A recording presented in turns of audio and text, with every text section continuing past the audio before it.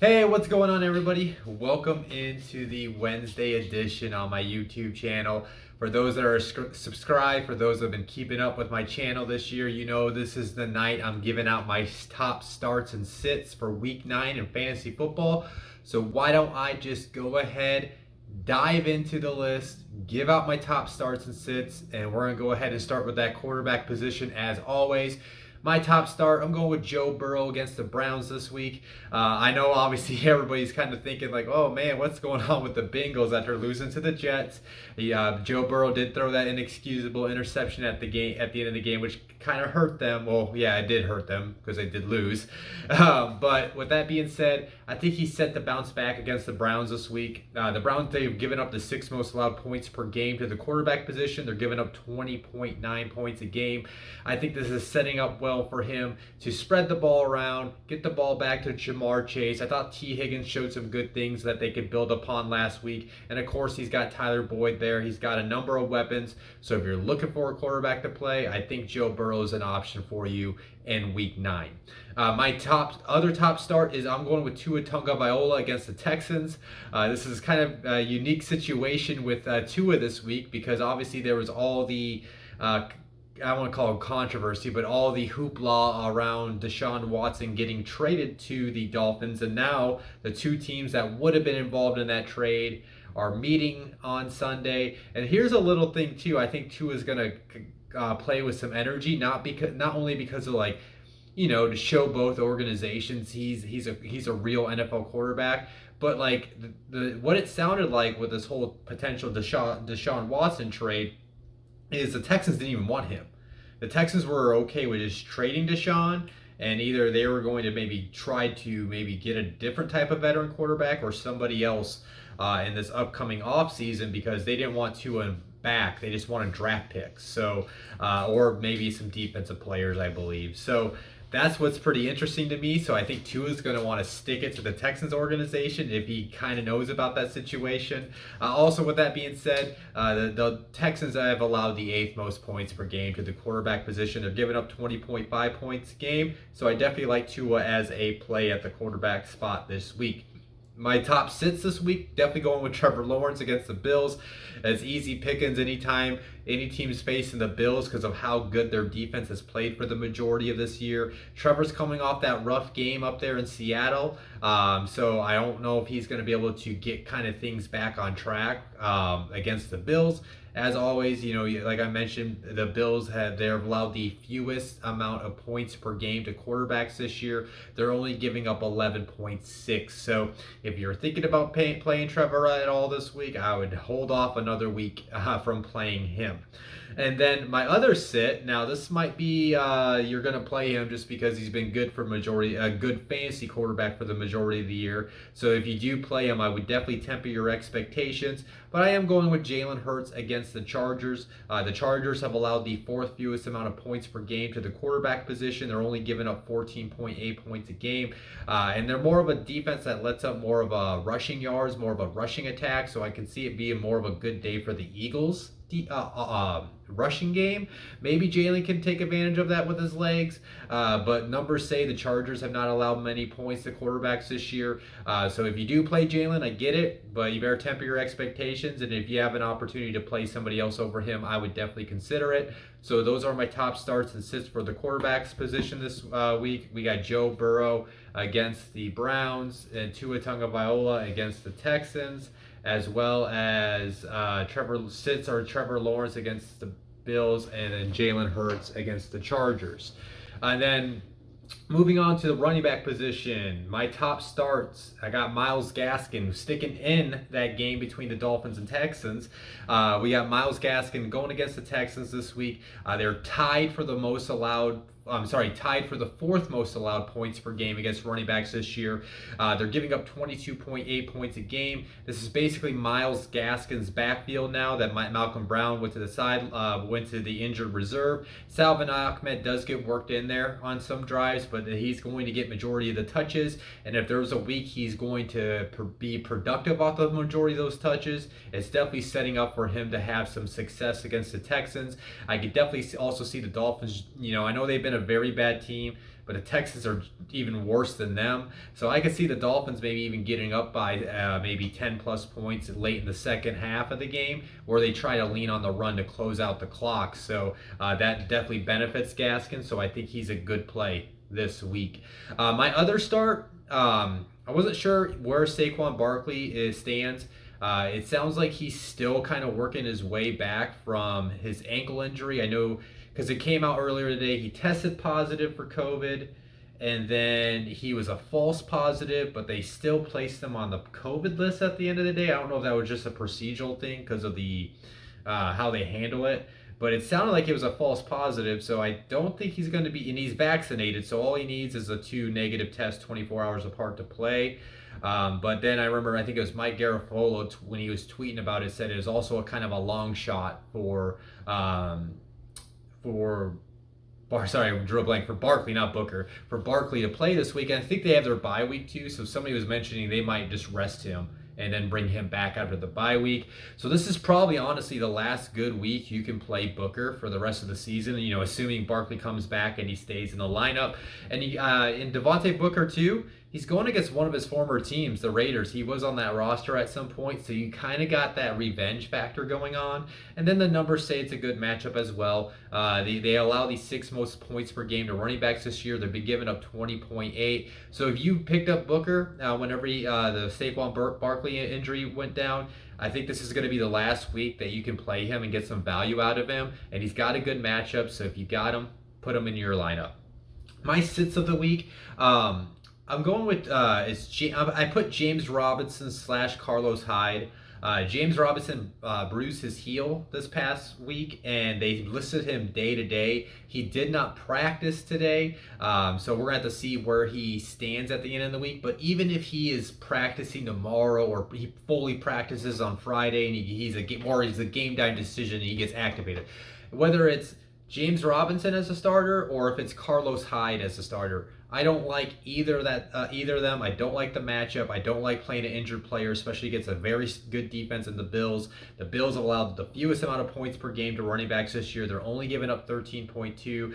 So if you have James Robinson, you know, going with the injury, going with the matchup, it says keep him on the bench this week. And then if you have James Robinson and he does get ruled out like on Friday, like, don't turn to Carlos Hyde at all. Like, go grab somebody off the market and see who's available out there, because I just don't trust that happening, and I would look for other answers. My second sit of the week, I'm going with Damien Harris against the Panthers. He is more of a temper your expectations, because I know people might be desperate for running back plays. This guy is desperate for running back plays. I lost one of my money leagues. I lost Derrick Henry. And then Leonard Fournette is on a bye week, and I'm kind of forced to play Damien this week, so it's to temper my expectations with him. I don't really expect him to do much. If he gets a touchdown, I'd be excited.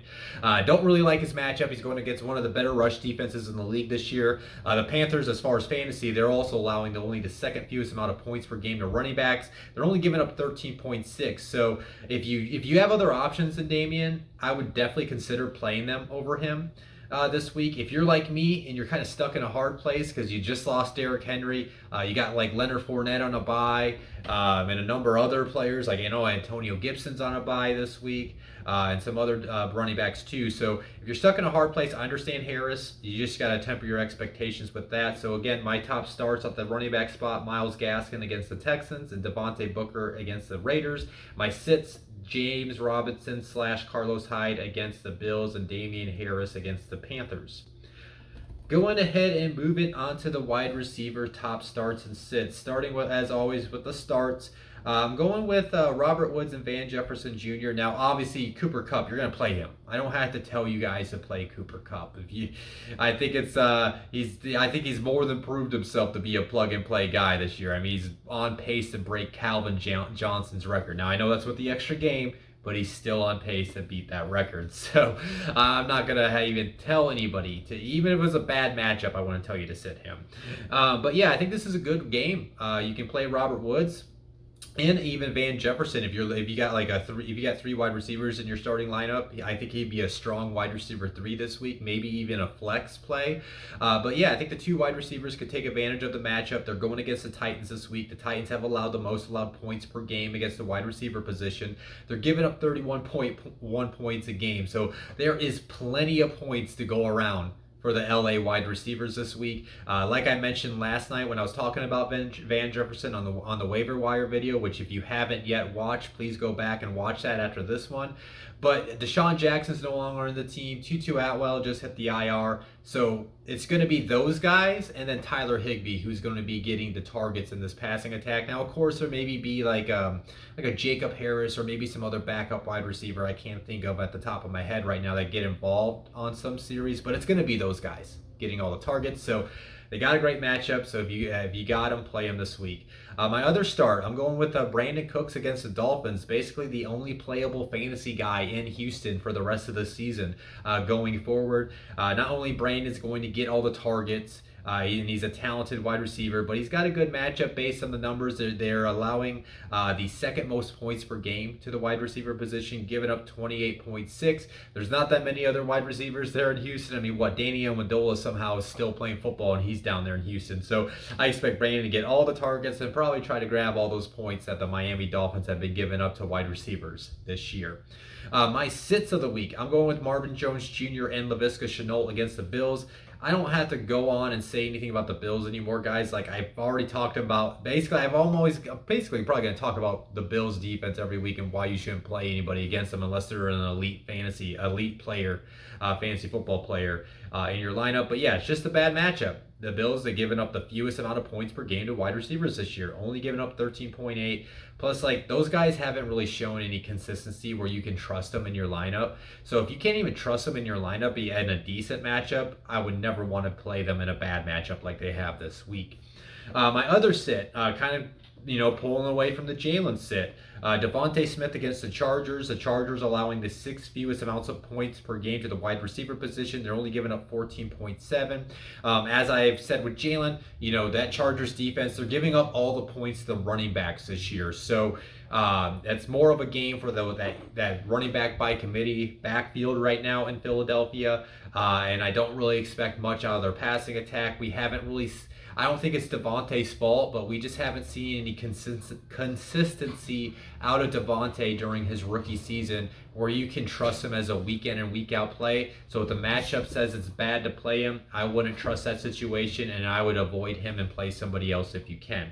So again, my starts for the wide receiver position, Robert Woods, Van Jefferson against the Titans, and then Brandin Cooks against the Dolphins. My sit, Marvin Jones Jr. and Laviska Shenault against the Bills, and Devontae Smith against the Chargers. Now, going ahead and putting a bow on this whole episode, we're going to go ahead and get into the tight end position. For my top starts, going with my man Dallas Goedert against the Chargers. They are allowing the third most allowed points per game against the tight end position. They're giving up 11.7. So I kind of just realized I misspoke speaking about Devontae. Not all the points are going to the running back position. For whatever reason, probably because Kenneth Murray, he's not that great in coverage. He's more of a sideline to sideline, he's hurt. Why am I saying that? I just sound dumb. Well, that's probably why too, right? Like Kenneth Murray's not that great of a coverage linebacker. He's in his second year, and then he's hurt, which I just realized as I was talking about. I think he's almost eligible to get off the IR, so they're missing a starting linebacker. So that kind of actually makes sense why the Chargers are probably giving up some points to the running backs right now. And they are giving up points to the tight end position. They're giving up the third most points per game, 11.7 points a game. So if you got Dallas Goedert, I think this is a major boom week. I would not be surprised if Dallas Goedert finishes as the top tight end in fantasy this week. And then my other start, I'm going with Mike Gesicki against the Texans. The Texans have allowed the fourth most points per game to the tight end position, giving up 11.6. Texans are basically opposite of the Bills, right? Like, you want to avoid playing anybody against the Bills, but when you see the Texans, you want to light up and put those guys in your lineup because they're giving up a lot of fantasy points. So that I expect for Mike Gesicki, and I think he's going to be able to capitalize against that Texans defense. Now, there was like 4 straight games prior to last week. A tight end caught a touchdown Unfortunately, Tyler Higbee did not deliver for me last week, but I think Mike Gesicki definitely will have an opportunity to get you some points. Then my top sits. I'm going to go ahead and say this. These guys are temper your expectations. Like, I would never sit Kyle Pitts. I would never sit Mark Andrews. Those guys are upper echelon fantasy tight ends, and those are very rare to come by. Now, maybe if you play daily fantasy, DraftKings or FanDuel, these are guys I would probably avoid putting in your lineup. But yeah, I understand if you're like in a regular fantasy football league, you're probably going to be playing these guys because of their talent, and it's just that like I just said, elite. I won't call them elite, the fantasy tight ends quite yet. They're like elite, and there's a next tier. They're in that tier right now, right behind guys like Darren Waller, Travis Kelce. Even though those guys have kind of been underwhelming as of late.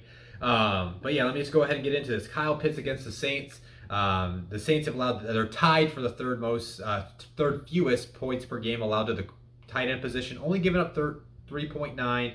And then Calvin Ridley's he's out of the lineup. So what that means is, they got to kind of figure out the Cordero situation, how they'll defend him.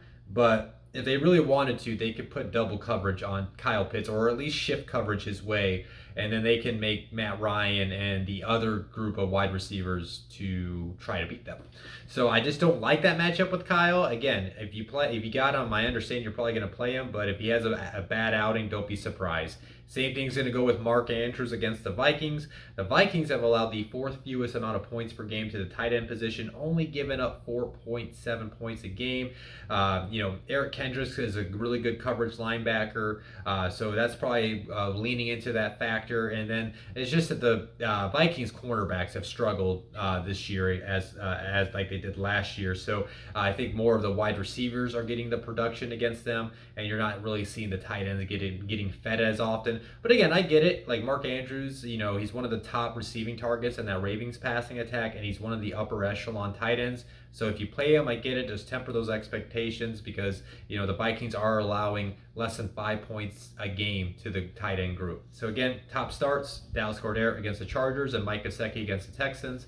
My sits, Kyle Pitts against the Saints and Mark Andrews against the Vikings. So yeah, that's my video for today, guys. My top starts and sits for Week 9 in fantasy football. As I said last night, I'm going to remind you guys again today. And then I'm going to remind everybody when I do my weekly preview on Saturday. My Tuesday video, when I do my next top waiver wire targets and streamable defenses, that will come out later than usual. I have a work event I am going to after work on next Tuesday, so I won't be getting home until probably sometime after 8. Got to take care of Titan. I'm sure you guys always hear him in every episode.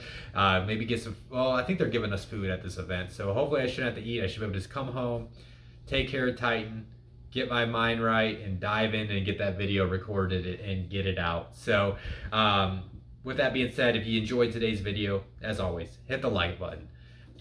Thank you to whoever subscribed to me over last night. It really put a smile on my face when I saw I got a couple subscribers when I checked it this morning. So I do appreciate that. But if you're listening to this video and you have not subscribed yet, please hit that subscribe button. Go tell a friend to check me out. I want to keep on growing this thing. And as I grow this thing, I want to be able to upgrade the equipment, do more live shows, and be more interactive with my subscribers as this thing grows. So please subscribe if you haven't. Go tell a friend if you haven't.